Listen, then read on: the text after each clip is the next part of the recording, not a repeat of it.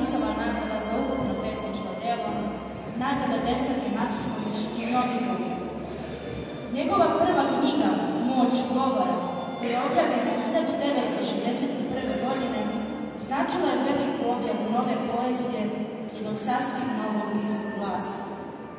Taj glas je otišao daleko, pa su mu pesme prevođene na arapski, engleski, italijanski, kineski, mađarski, makedonski, nemački, norveški i na još mnogo drugih jezika. Pa u prilog tome naši učitelji će vam kazivati stihove pesme Moć govora, ali ne u standardnoj, već u dvojezičnoj varijanti, posebno pripremljeno za ovu priliku.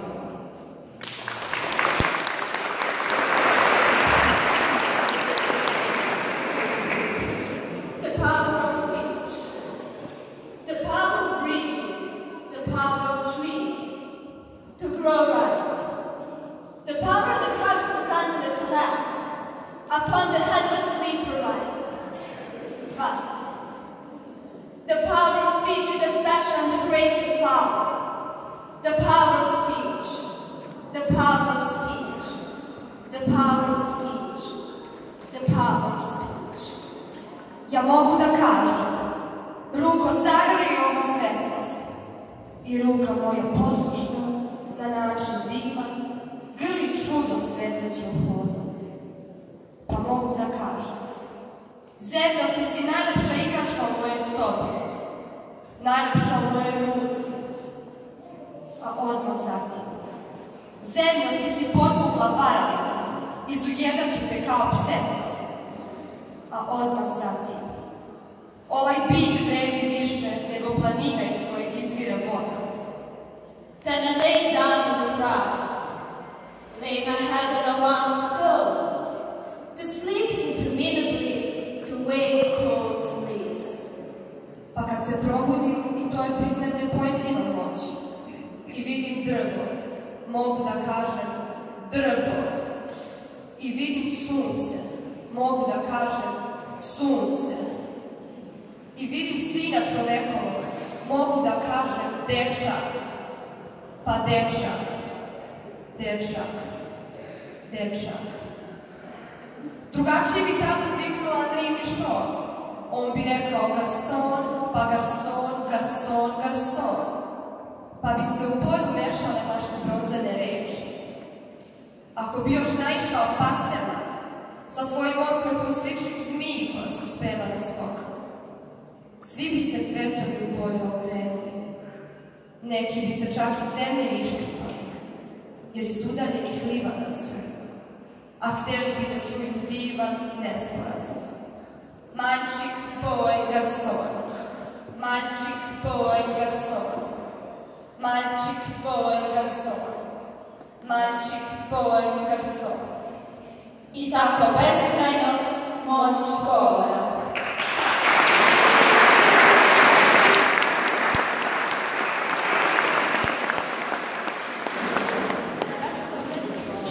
Branislav Petrović pisali za decu. Deo toga predstavit će vam učenici nižih razreda.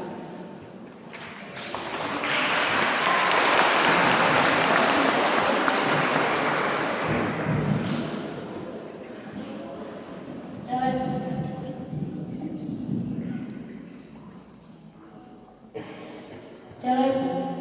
Jeste čudo ptica, jeste čudo krava. Telefon je ipak najčudniji stvar. Pomislite samo, kroz metalne žice do nakraj sveta teče rečenice. Radio. Ja ne znam šta bih radio da nemam radio. Otkako sam se rodio, niko me nije tako razavodio. Sva komentirao i nervirao. Radio mi je pevao i svirao. Pa kako da se čovek ne čudi u tako maloj kutiji toliko dobrih ljudi. Televizor. Pišem pesmu, ali nemam pesničku viziju. Nemam viziju, ali zato imam televiziju. Zašto da izmišljam? Što da lupam glavu kad u kući imam izmišljenu spravu? Liči na prozor, ali veći od svih prozora.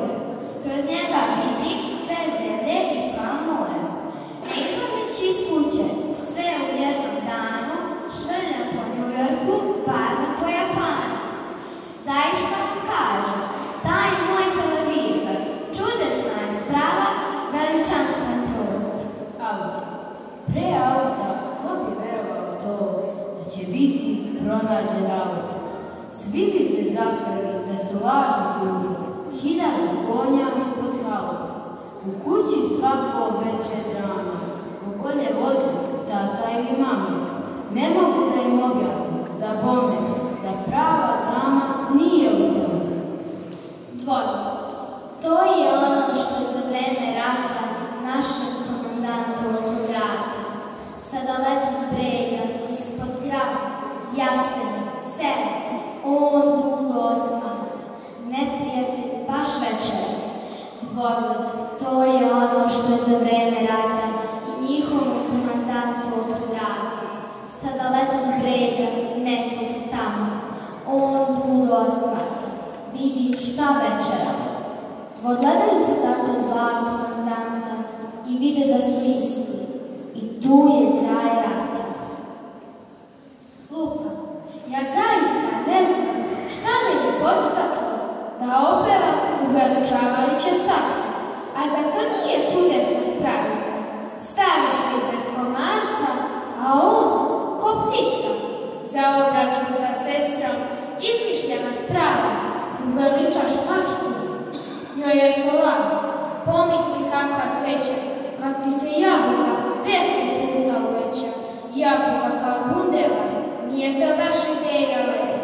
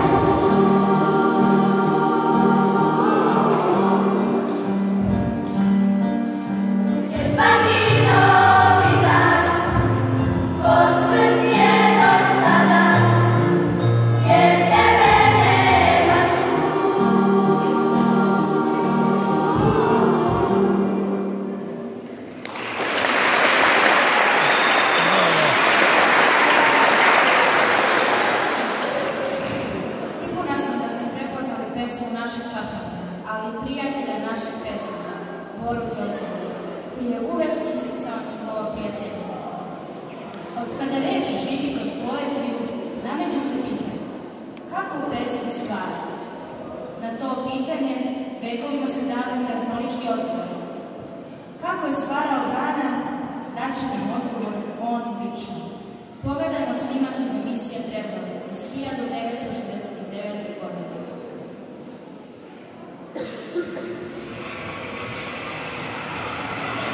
Izvolite moj sedi, samo sedi, namjerno što si došao. Tebe zanima, otprilike ono što zanima čitavu naciju. Kako je to pravio moje čuvene pesme sonete? Neću ja tebi tu ništa mistifikovati, niti priti, ja ću tebi tu tajnu odmah otkrijem. Evo pogledaj, ovo je dobro.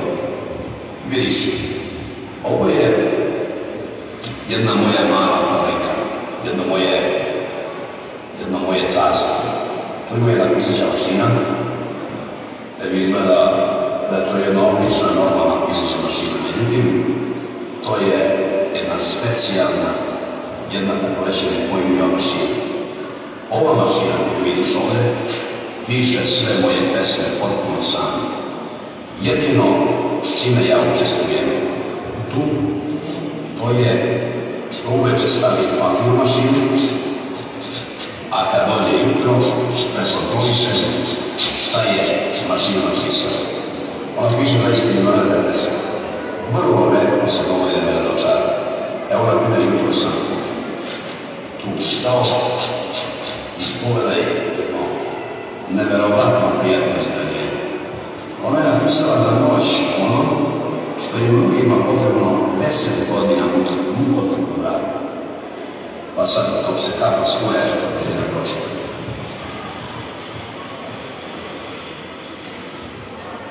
Zaboravila je jedno od naslov. Međutim, obično daje naslov sve samo potpiše i nosi. Naravno, sve pesme se šire brzinom zvuka po čitavoj zemlji. Njihove su noći surove i dolge, jao, gde smo sada vlaci sa vode. U sebi svuda ista tuga, istorija strašna, bolna i predga.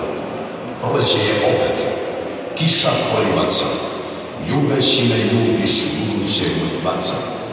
O reci mi reci, da li si u stanju da zamisliš moju glavu tolovanju? U pustome polju prazno i duboko i mrava što živi da je bilo oko. I poljskoga liša što potajno želi da istera mrava pa da se useli. I pčelu što sleti kada vetar duva na cvet što je nikom iz bivšega tula. Budućnosti strašna, sudbom nevesela, kad bih bar mogao da budem ta pčela. Kovači sveta, bacajte čekiće, glava me boli od vašega kova, nek novi majstori preuzmu posao i nek se rodi vaseljena nova. Za nove lovce, nova i lovišta, bolje biti i miš, no ne biti ništa. Kad gori čovjek, ceo svet se greje.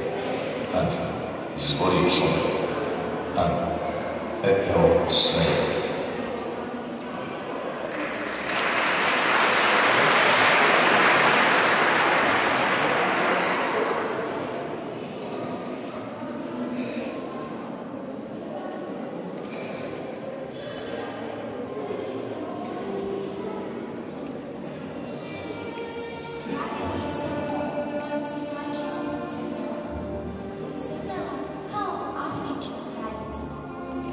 Baš me briga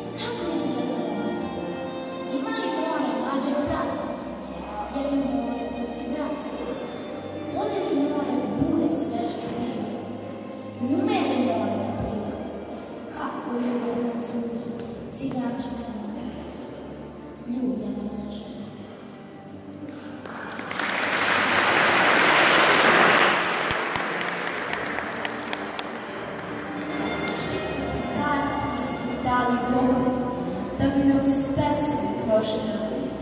Od Gospe do Gospe, tumara po grobu, juče sam pevala na sopstvenom grobu. U meni se pesnik s filozofom polja, dobro biti neće, široko polja. Pesnik za crno čudo, prezire metafore naše. Zato dok peva, tako je pogodba, filozof svoj ne straša. Filozof stražar je po najtuđem nasu i drhti kao prut. Zauzet u pesnik koji s najcrne tvine svojom grudom glavom osledila na put. Jer šta su drugo porođene braće, pesnik i filozof, dva gola pomaća. Jer šta su drugo dozidari sveta, pesnik i filozof, kao čisti medita. Juče su se tukli, te njihove tuče, morat će bogovi napad zreće.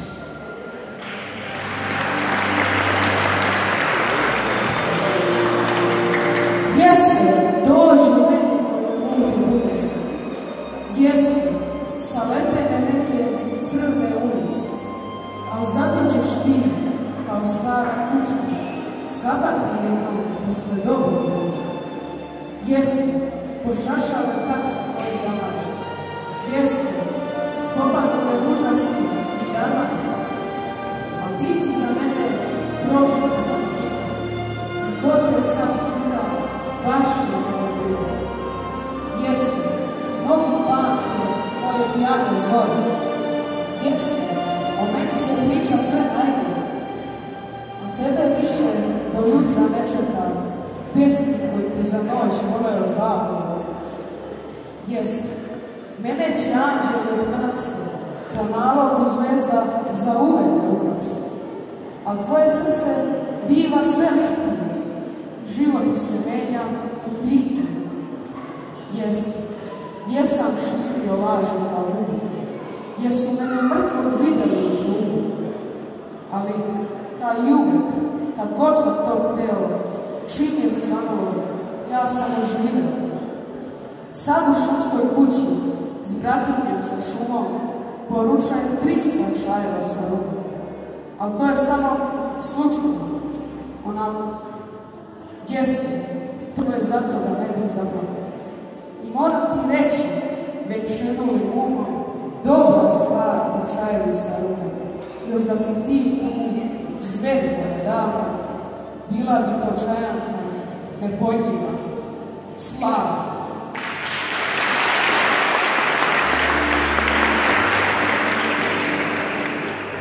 Srce ti najviše znam.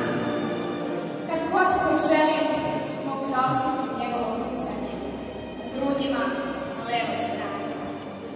Srce je uvek levo. Imao sam ga i u detinjstvu. Srce je pumpa. Ali i mozak lično ima da zahvali toj pumpi za sve svoje nestašluke. Toj pumpi koja radi. Slavna radilica bez kraja.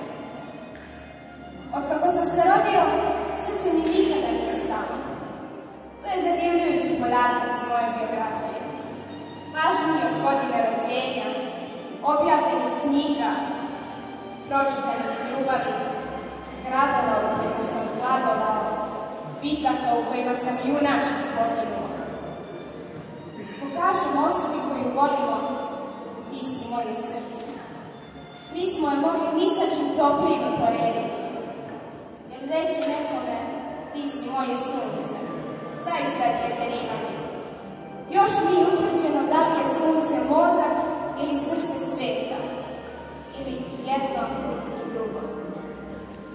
Meni je sve jasno u vezi sa srcem, sem jednog malog, maleckog, ovolickog pitanja. Šta je to što njega goni na praćakanje bez odmora? Kakva to sila komanduje njegovim ritmičkim pokretima? Tika, tak, tika, tak. Nije li to neka njegova vlastita svest, neki njegov vlastiti cilj koji je zaveštan negde duboko, duboko, mnogo dublje u čoveku?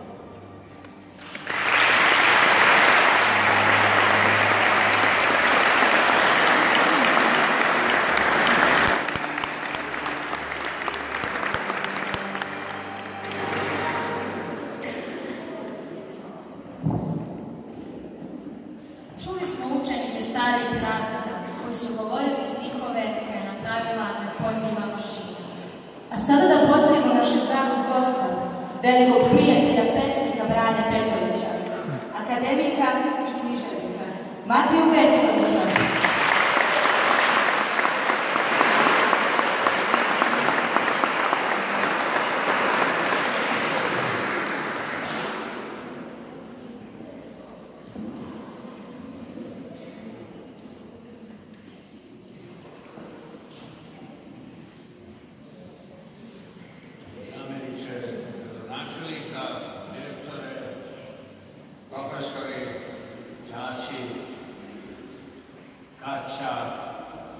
Čerko, unuči Branislava Petrovića.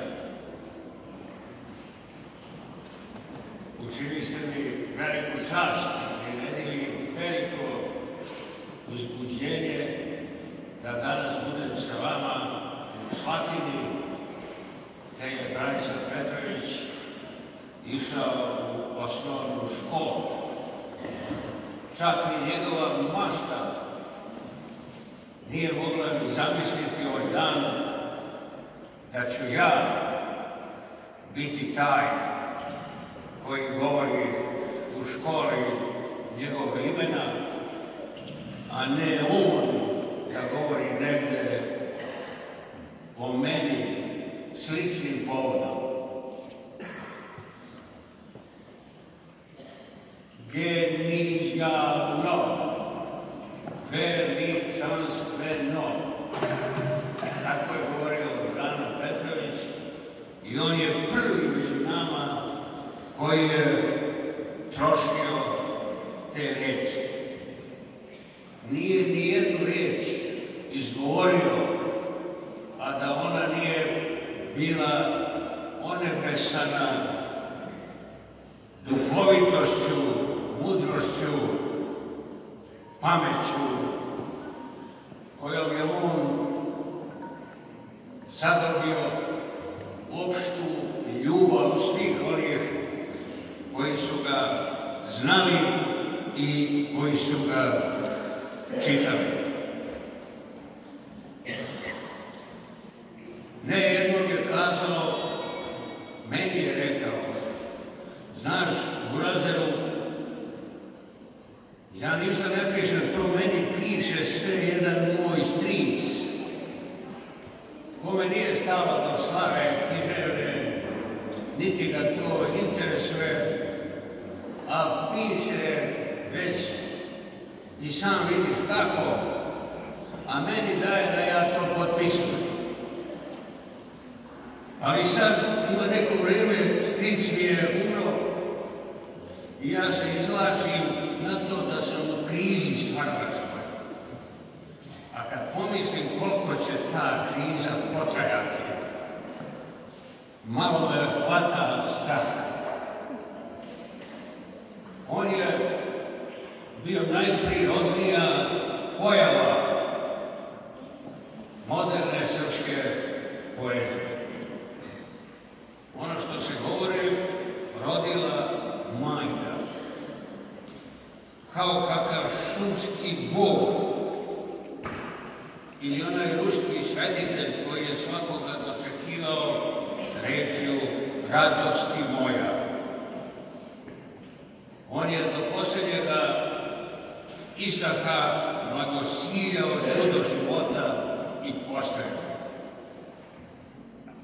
Ne samo ljude, nikoga nisam video da tako može da uhvati guštera ili pticu, da gleda kako joj drhturi biloj ispod ušiju i da on tu gotovo kleči, moli se i govori, vidi to veličanstveno Božje delo. Borili su se njegovi ditinami krcati ono revolverskih šala, kako je on nazvao jedan cikl svojih pesama, i njegove infernalne, zaumne dosetke ironija. sevao je garmon uskličnici i zajedno su koračali 50. vek. Niko nije tako ličio na svoje pesme.